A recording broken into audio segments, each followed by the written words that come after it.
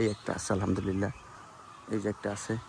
তো গত পর্বের ভিডিওতে আমি যাদেরকে বলছিলাম যে আপনারা আমাকে একটু প্রশ্নের উত্তর দিবেন যে এখানে লাউ হওয়ার সম্ভাবনা আছে কিনা, তো যারা উত্তর দিয়েছেন এবং কি যারা চেষ্টা করেছেন যে হয় নাই বা হওয়ার সম্ভাবনা নাই, আরও লেট হবে, তো তাদের উদ্দেশ্যে আজকের এই ভিডিওটা।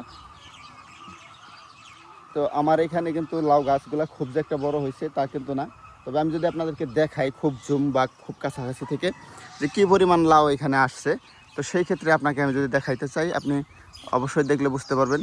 যে এই দেখেন, এটা কিন্তু একদম ছোটো কুশি, এখানে কিন্তু কোনো লাউয়ের সম্ভাবনা দেখা যাচ্ছে না, কিন্তু আপনি এইখানে যদি লক্ষ্য করেন, এই দেখেন একটা লাউ। এই গাছটাতে যদি দেখি আমরা, এই গাছটা একটু চোপাইছে বেশি, এইখানে দেখা যাক, এই দেখেন এই একটা আছে আলহামদুলিল্লাহ, এই যে একটা আছে।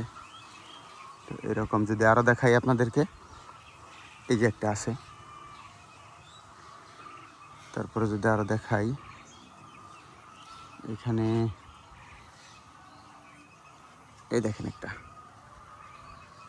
তারপরে যদি আরও দেখাই সেই ক্ষেত্রে দেখতে চাইলে এই যে দেখেন এই যে একটা, তারপরে এইখানে দেখেন এই যে একটা, এইখানেও থাকতে পারে একটা,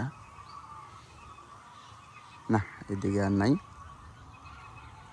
তো সেই ক্ষেত্রে এদিকে যদি আরও দেখাই, এই যে দেখেন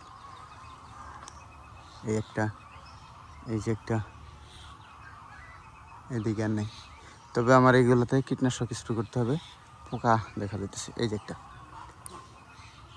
তো এটা কিন্তু আহামরি যে, এই যে দেখেন আহামরি যে খুব বড় হয়েছে গাছ তা কিন্তু না, কিন্তু এত অল্প জায়গাতেই, এত অল্প জোপালোতেই যে পরিমাণ লাউয়ের কুশি দেখা যাচ্ছে, আশা করি আল্লাহর রহমতে ভালো একটা ফলন পাবো আমরা ইনশাল্লাহ। তো পরবর্তী প্রতিনিয়ত যে আপডেটগুলো আছে এগুলো দেখতে আপনারা আমাদের সাথে যুক্ত থাকতে পারেন। ফেসবুক থেকে যদি দেখেন সেক্ষেত্রে আপনি ফলো করে লাইক কমেন্ট শেয়ার করে পাশে থাকবেন, আর ইউটিউব থেকে যদি দেখেন আপনি চ্যানেলটা সাবস্ক্রাইব করবেন। ধন্যবাদ সবাইকে, আমার জন্য দোয়া রাখবেন। আসসালামু আলাইকুম।